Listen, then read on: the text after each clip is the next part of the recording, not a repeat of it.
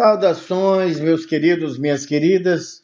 Voltamos aí com o sistema linfático e nesse slide que paramos, né? Estávamos falando sobre coisas importantes, que é o ducto torácico e o ducto linfático direito.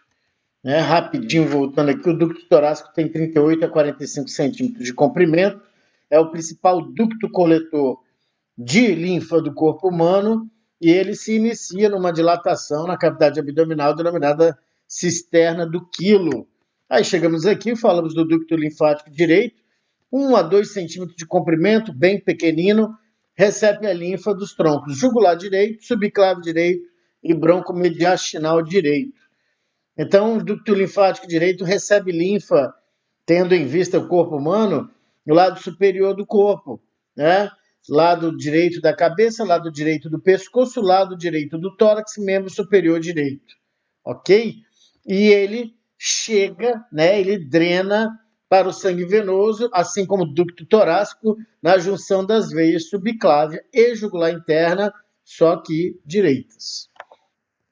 Bom, pessoal, aí daqui começa a parte 2, linfa e fluido intersticial. A linfa e o fluido intersticial são basicamente o mesmo fluido. Essa pergunta foi feita lá atrás, né, pessoal? Fluido intersticial, líquido intersticial está em meio às células.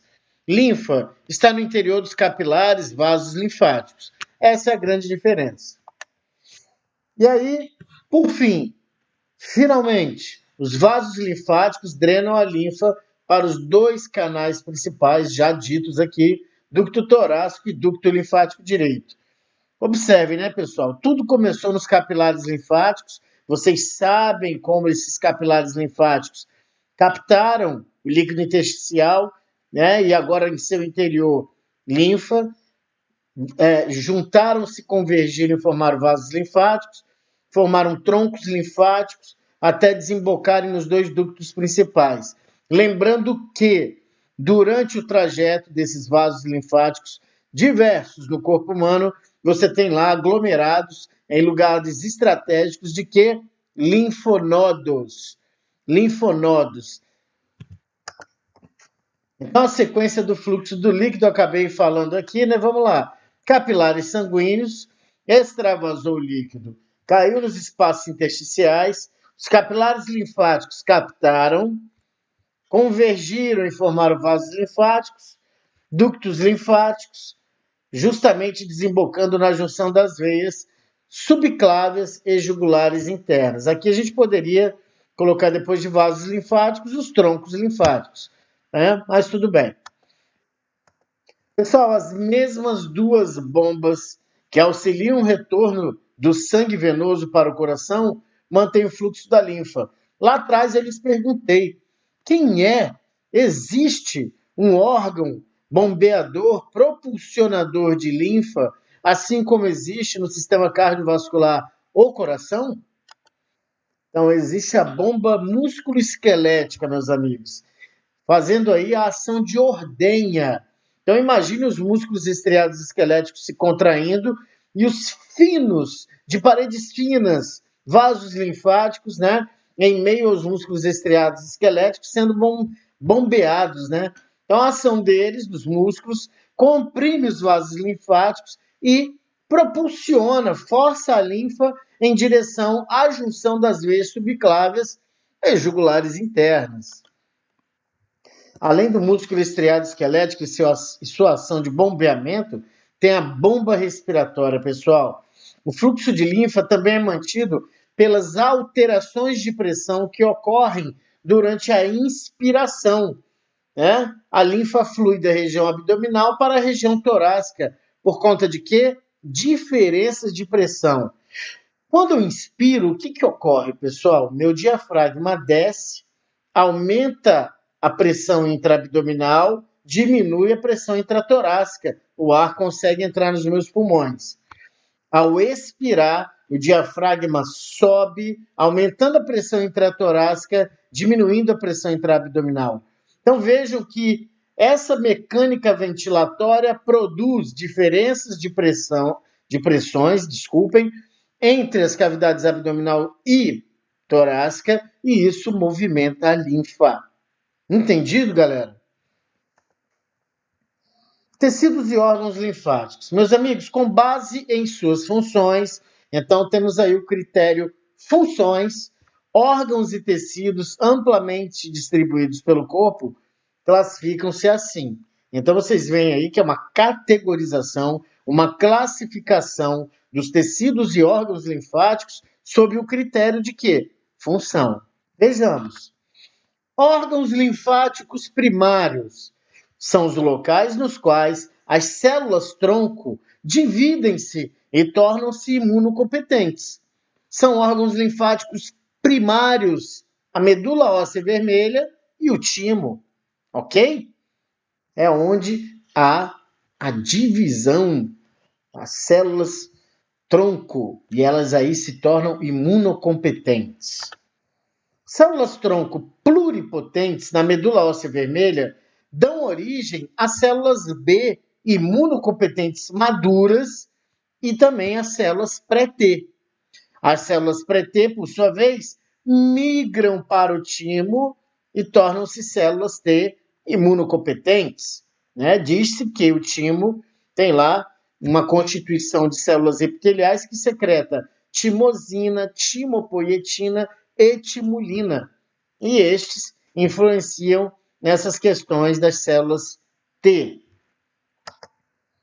E aí uma ilustração da medula óssea vermelha, né? Você tem a medula óssea amarela, que é aí uma forma de armazenar triglicerídeos, e a medula óssea vermelha, que nos ossos longos está mais aglomerada, diríamos assim, nas epífises dos ossos longos. Vocês sabem que a medula óssea vermelha é aquela em que se doa, né? Pacientes com leucemia necessitam de uma medula óssea vermelha compatível, presente principalmente, pessoal, medula óssea vermelha, onde? Externo, costelas, mandíbula e ossos do quadril, principalmente, tá?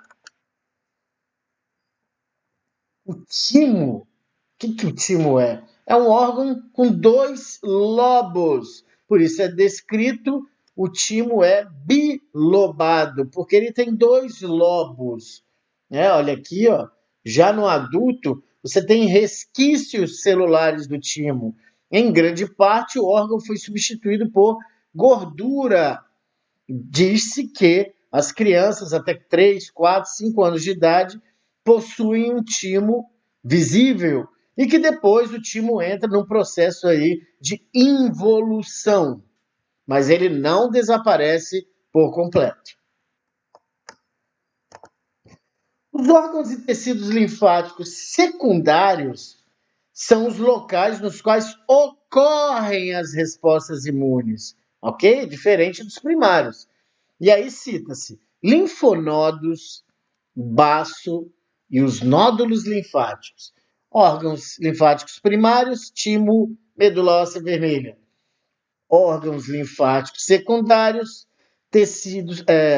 linfonodos, baço e nódulos linfáticos. Nódulos linfáticos não se constituem aí como órgãos, por isso que aqui tem tecidos.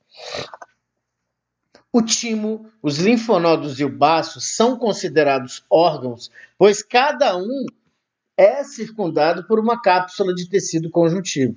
Então, justamente na hora em que eu falava que os nódulos linfáticos não são aí tidos como órgãos, vem aí o comentário do porquê timo, linfonodos e baços são considerados órgãos.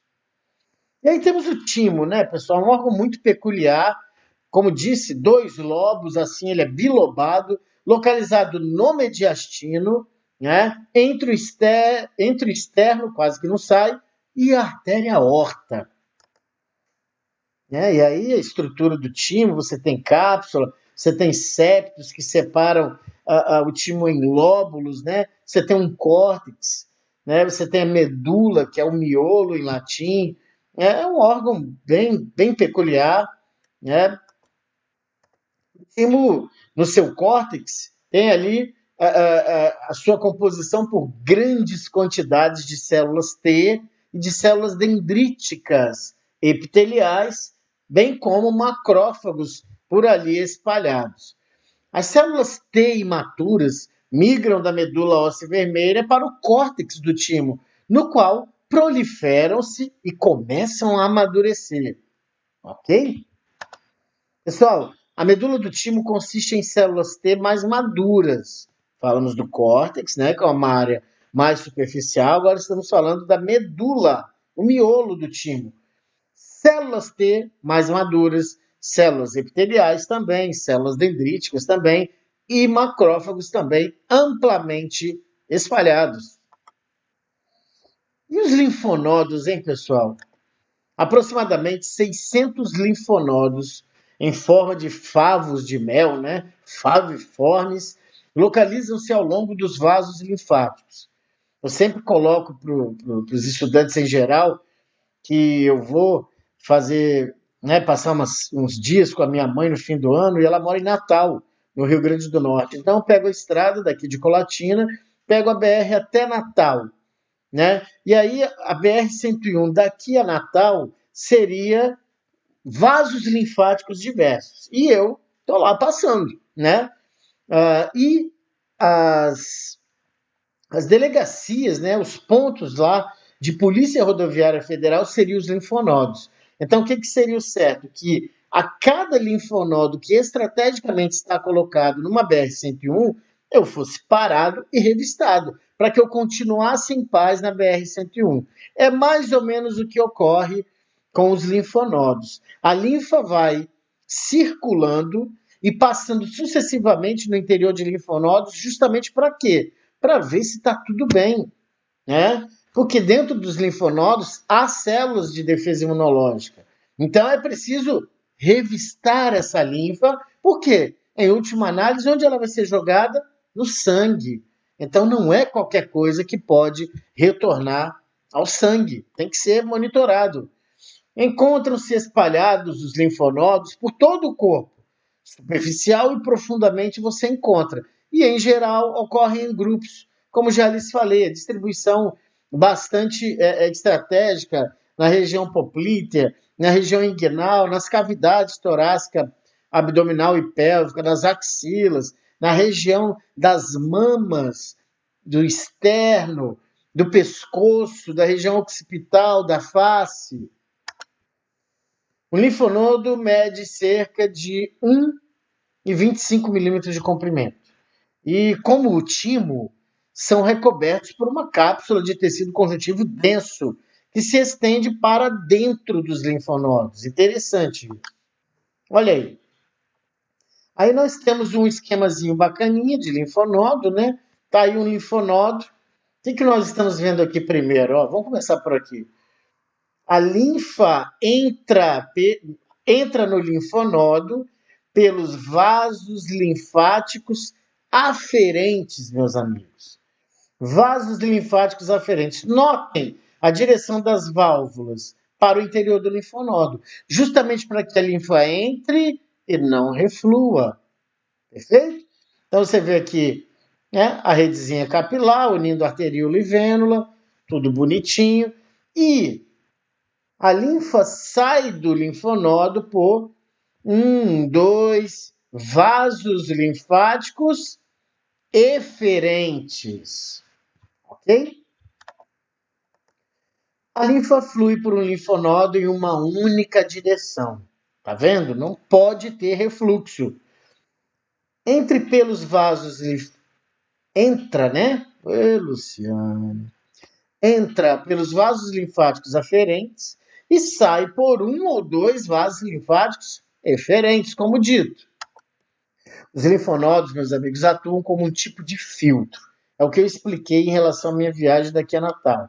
Quando a linfa entra em uma extremidade do linfonodo, as substâncias estranhas são aprisionadas. Em seguida, os macrófagos destroem algumas substâncias estranhas, enquanto os linfócitos destroem outras por meio de respostas imunes. Então, o linfonodo não pode dar mole, né? O seu interior, com essas células especializadas, não pode deixar micro-organismo invasor. Mas deixa passar células cancerígenas? Fica essa pergunta para vocês. Olha, é uma distribuição dos linfonodos na cabeça e no pescoço, né? Os linfonodos infra- e supraclaviculares, submandibulares, mentuais, né? pós, pré-auriculares, occipitais e por aí vai, né? Você, sabedor da localização desses linfonodos, você pode instruir o seu paciente, por exemplo, a se palpar, porque nós sabemos que linfonodos indolores, né, podem trazer más notícias. Podem, não obrigatoriamente trazem, né, pessoal? Olha aí que linda essa imagem, né, do professor Gerhard Tortora. Eu tenho uma peça bem parecida com essa, né? Olha os vasos linfáticos, que linda essa peça. Olha o linfonodo, né? Bem característico. Eu tenho grupinhos de linfonodos desse jeitinho aqui numa coxa, lá no nosso centro anatômico, né? No curso de dissecação, os meninos foram muito bem, né? Detalhe aqui da veia safena magna, né? Bem bacana isso aí. Baço, órgão oval, e o baço, meus amigos, guarda aí, a maior massa de tecido linfático do corpo humano, medindo aproximadamente 12 centímetros de comprimento. O desavisado acha que o baço é o rim esquerdo, mas não, o baço está mais alto, né? Está ali entre o estômago, o músculo diafragma, guardado ali pelas costelas 8, 9, 10, enfim, ele está na região superior e esquerda da cavidade abdominal, né? Como dito aí, o baço está na cavidade abdominal, na região esquerda e superior, entre o estômago e o músculo diafragma, né? Está próximo ali do rim esquerdo, está próximo do pâncreas, o qual guarda interessante relação de topografia, né? O pâncreas com seu corpo cauda, o seu corpo colo, eita, tá difícil, hein? Com a sua cabeça, colo, corpo e cauda, tem sua cauda finalizando justamente no baço. Baço é muito característico por ter ali veia e artéria esplênica bem calibrosas. Como os linfonodos, o baço possui um hilo, né? O hilo geralmente é uma porta de entrada e saída de vasos linfáticos, nervos, vasos sanguíneos, né? O pulmão tem um hilo, o linfonodo tem, né? Por onde passam a artéria e a veia esplênicas, agora pouco citadas, bem como os vasos linfáticos eferentes, que é por onde sai a linfa. Quais as funções do baço, pessoal? Eu posso elencar aqui, vamos dizer, eliminar as células sanguíneas velhas, é uma. Armazenar células sanguíneas, é outra. É o local onde o linfócito B se converte a plasmócito. Também é boa, né? Olha aí, pessoal, o baço, uma foto também de um cadáver, né? Do professor Gerhard Tortora, Princípios de Anatomia e Fisiologia. Então você vê aqui o músculo diafragma e o estômago, como eu comentei para vocês, olha onde ele está, né? Olha que bela veia esplênica e olha que bela artéria esplênica. Antigamente o baço, que é um órgãozinho friável, ele não é durinho como nós costumamos ver nos laboratórios de anatomia. O baço era assim frequentemente perfurado pelas costelas em choques frontais, obviamente, do tórax do motorista com seu volante, naquele tempo em que se pouco usava cinto de segurança, né? Então, o motorista ia com seu tórax de encontro ao volante, isso produzia fratura de costelas que se projetavam internamente e o baço era um dos órgãos aí dilacerados. Como muito bem vascularizado, se você não salvasse esse cara e levasse para o hospital, ele ia morrer ali de um choque hipovolêmico, de tanto que ia sangrar. Olha aqui o pâncreas, né, no detalhe, o colo descendente, perdão, a flexura direita, a flexura esquerda do colo. Hoje está difícil, hein? Gaguejando, gaguejando. Opa, correu demais aqui. Olha o baço aí, pessoal, né? Superfície visceral, né? Que tem contato com a víscera. Olha só, impressão renal, impressão cólica, artéria e veia esplênica, impressão gástrica, né? Aqui é a região anterior e aqui é a região posterior. Isso se vê mais na prática, né? Nós veremos quando voltarmos. Olha aí, a artéria veia esplênica, as polpas, né, branca e vermelha. Aí é uma visão que vocês verão mais em histologia, né? Nódulos linfáticos, meus amigos, são massas ovais, são arranjos celulares, né, de tecido linfático que não são envolvidas por uma cápsula, como o timo, o baço ou mesmo os linfonodos. Os nódulos linfáticos são diferentes. Tonsilas, né? Elas constituem as tonsilas. Normalmente nós temos 5 tonsilas que formam um anel linfático localizado estrategicamente. Onde, Luciano?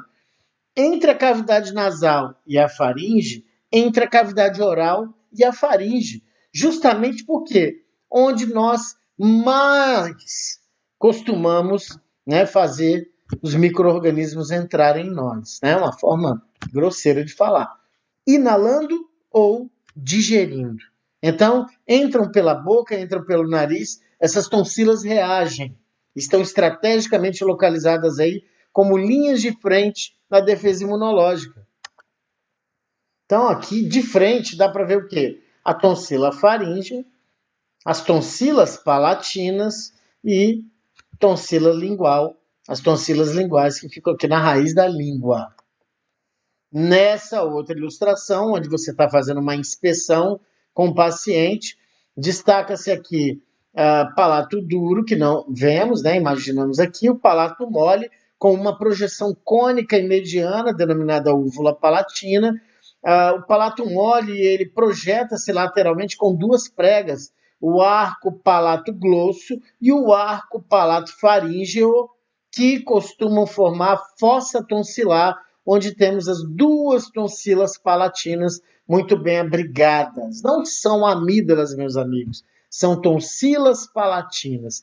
Então você vê aí que é fácil, né, observá-las. Elas não podem estar inchadas, elas não podem estar com crostas esbranquiçadas, né? Elas têm que estar livres para que esta área, né, que limita a cavidade oral posteriormente, chamada istmo das fauces, esteja livre para que o alimento possa chegar à parte oral da faringe.